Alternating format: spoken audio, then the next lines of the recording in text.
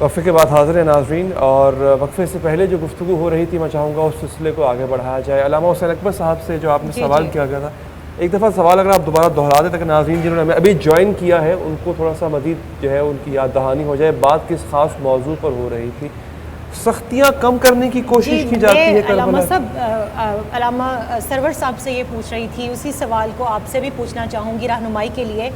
کہ مورخین میں کچھ ایسے بھی ہیں کہ جو یزید کے دربار کے اندر بھی ایک کانسپریسی ہمیں نظر آتی ہے کہ جو حقائق ہیں ان کو چھپا کر، ان کو توڑ مروڑ کے پیش کر کے اور حقیقت کو چھپانے کی ایک کوشش ہے، وہ آج تک جاری ہے کہ ان سختیوں کو کم کرنے کی، کہ وہ گرمی کا موسم نہیں تھا، وہ سردی کا موسم تھا، اس کے حوالے سے وضاحت کر دیں۔ دیکھیں، دو سوال آپ لوگوں کے میرے سامنے ہیں، ایک آپ کا اور ایک علی حیدر صاحب کا۔ کربلا دنیا کی وہ اٹل حقیقت ہے کہ جس نے صرف مسلمانوں کو فکری طور پر تبدیل نہیں کیا، پوری انسانیت کا رخ موڑا ہے۔ اور امام حسین علیہ السلام کی وہ کلمات جس میں آپ نے انکار بیعت کیا تھا، مثلی لا یبایع مثلہ، مجھ جیسا اس جیسے کی بیعت نہیں کرے گا، یہ نہیں کہا کہ میں حسین یزید کی بیعت نہیں کرتا، مجھ جیسا اس جیسے کی، قیامت تک ایک پیمانہ وہ بتا دیا کہ ہر دور میں آپ کو حسینی مزاج بھی ملے گا، یزیدی مزاج بھی ملے گا، حسینی سوچ بھی ملے گی، یزیدی سوچ بھی ملے گی۔ اور یہ اٹل حقیقت ہے کہ حسینیت کو شکست نہیں ہے، حسین کو شکست نہیں ہے، حسینیوں کو ختم نہیں کیا جا سکتا۔ جتنی کوشش کی جاتی ہیں کہ حسین کو مٹا دیا جائے، حسینیت کو مٹا دیا جائے، مٹانے والے مٹ گئے ہیں، حسینیت آج بھی باقی اور قیامت تک زندہ رہے گی۔ میں بالاختصار ایک واقعے کو ذرا اشارتاً عرض کرتا چلوں، ذرا بات اور واضح ہو جائے گی۔ حضرت آیت اللہ العظمہ سید صادق شیرازی سے یہ میں نے واقعہ سنا اور انہوں نے لکھا بھی صحیح کہ 11 محرم کو شیطان نے کربلا میں اپنا ایک جلسہ کیا، دنیا جہاں سے اپنے چیلے چانٹے بلائے اور یہ اعتراف حقیقت کیا کہ میں نے حسین ابن علی کا ہر طرح سے امتحان لیا ہے، حسین ہر امتحان میں کامیاب ہوئے ہیں،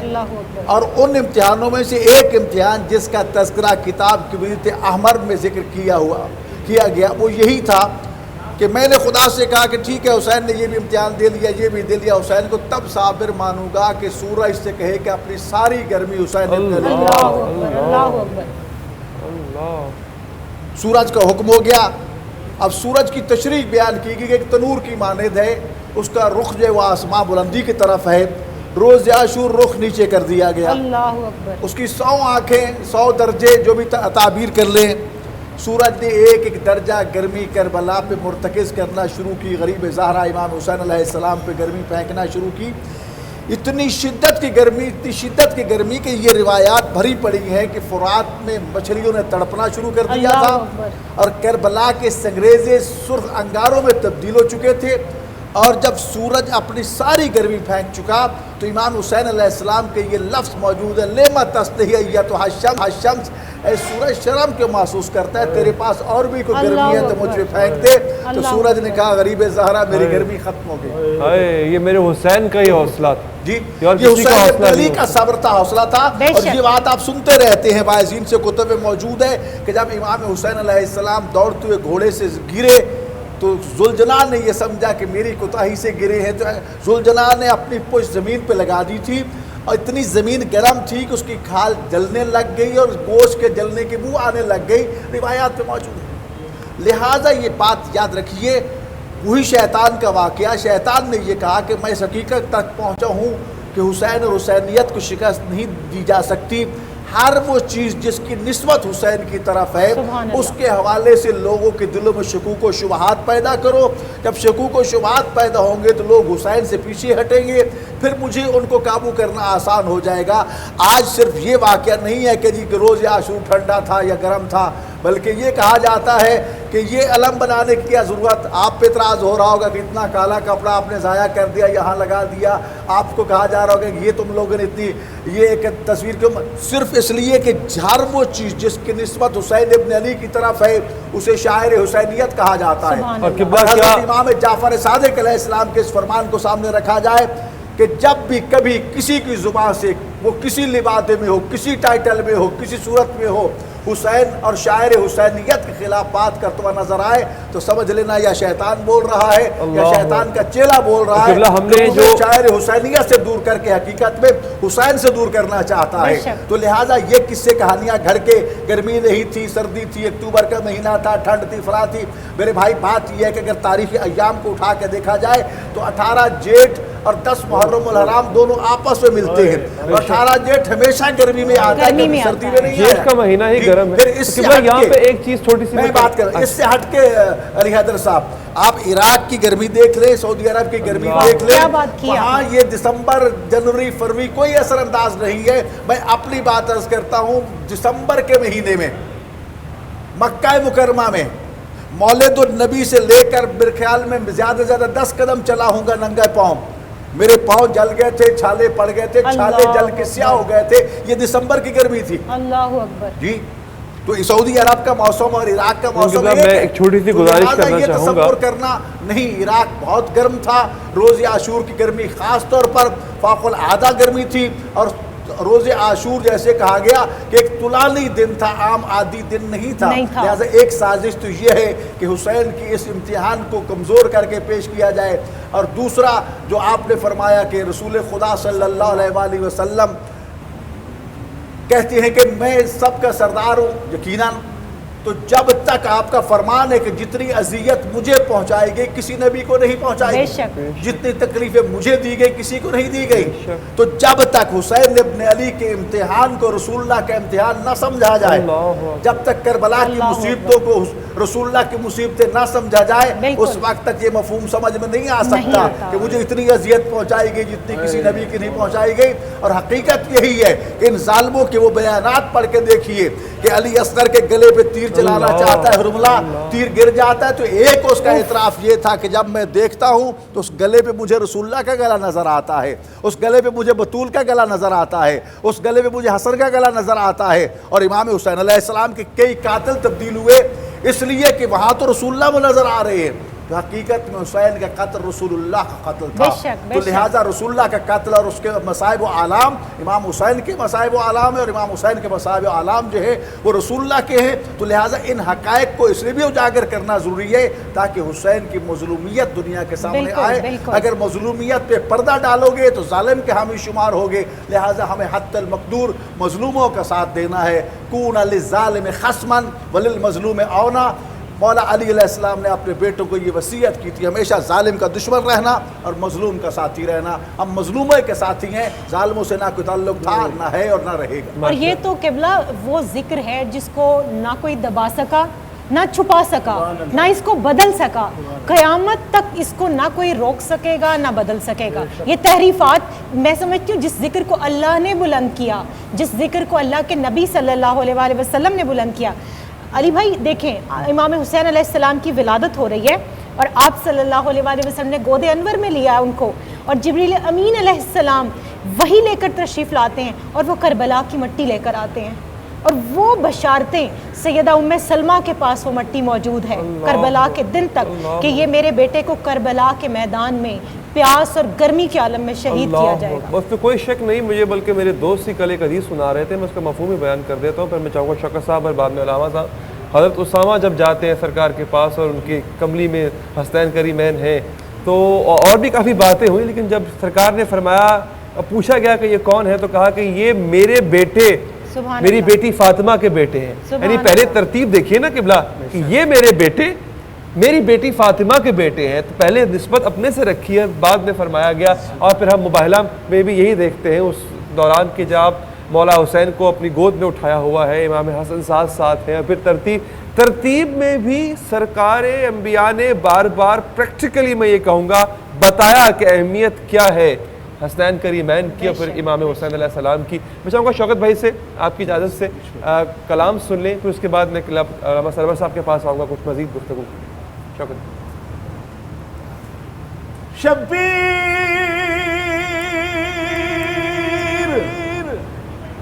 شبیر تیرے پرسے کی شان دیکھ رہا، اٹھتا ہوا خیموں سے دھواں دیکھ رہا، افسوس نبی زادیوں کے ہاتھ رسم میں اور منہ پہ تماچوں کے نشان دیکھ رہا مجرئی مہمان پیاسا رہ گیا بے کسی کا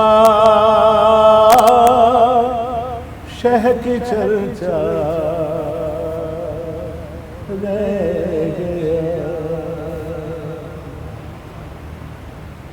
فیض تھا بے پردگی میں آل کی ہم گنہگاروں کا پردہ رہ گیا اس قدر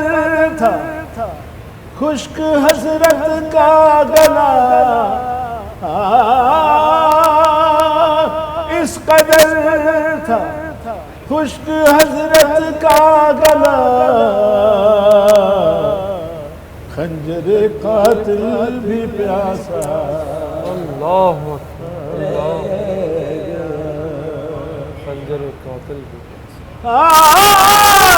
جب ہوئی بے پردہ اولاد رسول پھر جہاں میں کس کا پردہ اللہ اکبر رہ گیا مجرئی مہمان پیاسا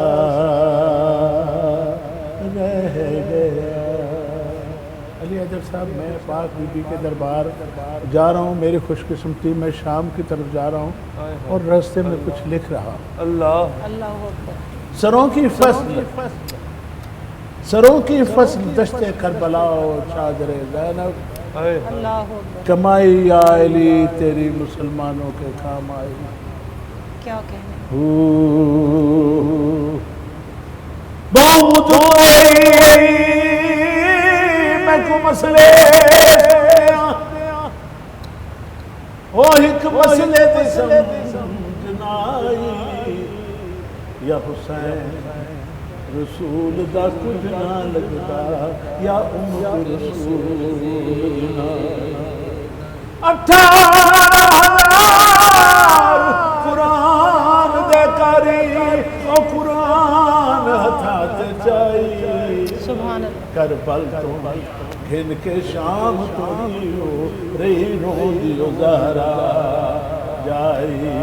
او کی سنا مال بے تکسیران کی سنا مال بے تکسیران بھولنا نہیں سان زینب دیا ویراندا بے شک کی سنا مال بے تکسیران دین اسلام جو تاثیر دین اسلام جو تاثیر جی شام زینب دی تقریر سبحان اللہ بے شک او جوندا غازی من پوندا تقریر دا کی سناواں حال بے تکسیر رول گئی زینب درداں ماری رات روے بیمار او قرضہ چڑھ گیا ویراں تے ہمشیراں دا اے سناواں حال بے تکسیراں نیزے چڑھیا اسوار نبی دا او نیزے چڑھیا اسوار نبی دا شین علی دا قرار نبی اڈے رنگ قرآن دیاں تفسیران دا کی سناواں حال بے تکسیراں نبی آکھے من کنت مولا اللہ اکبر نبی آکھے من قلت مولا حیدر صفدر اس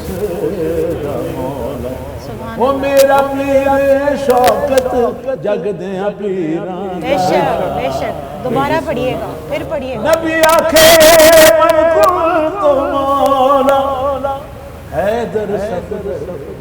اس دا مولا اللہ اکبر شوکت میرا پیر جگ دیا پیران دا سبحان اللہ کی سناوان بے تقصیران دا او بھولنا نہیں احسان جنب دیا پیران دا کی سناوان بے تقصیران بے اللہم صلی علی محمد و آل محمد. اس میں کوئی شک نہیں ہے کہ یہ احسان ہے اہل اطہار کا ہم پر نہیں صرف پوری انسانیت اور تا قیامت تک. ایک وقفہ لیں گے ہم یہاں پر, وقفے کے بعد جب حاضر ہوں گے سورۃ السلام کا سلسلہ بھی آگے بڑھائیں گے. سرور صاحب ہمارے ساتھ موجود ہیں, قبلہ علامہ محمد حسین اکبر صاحب ہیں. کچھ مزید رہنمائی آج کے دن کی مناسبت سے 9 محرم اور جیسا کہ میں نے کہا کہ کچھ ہی لمحات میں شب عاشور کا آغاز ہو جائے گا, تو وہ تمام واقعات وہ تمام روایات بھی ہم ان سے سنیں گے. اور مقصد یہی ہے ناظرین آج کی نشست کا کہ امام علی مقام کی اس عظیم قربانی کا اپنی عملی زندگی میں اطلاق کر پائیں, چونکہ ان کا مقصد صرف اور صرف یہ نہیں تھا کہ ہم ان 10 دنوں میں وہ ذکر کریں اور اس کے بعد اس قربانی کو فراموش کر دیں. اس کا مقصد یہ تھا کہ اپنی پیشانی کو سجدوں کے قابل بنائیں, کیونکہ حسین نے سر اسی لیے کٹا. وقفہ لیں گے, وقفے کے بعد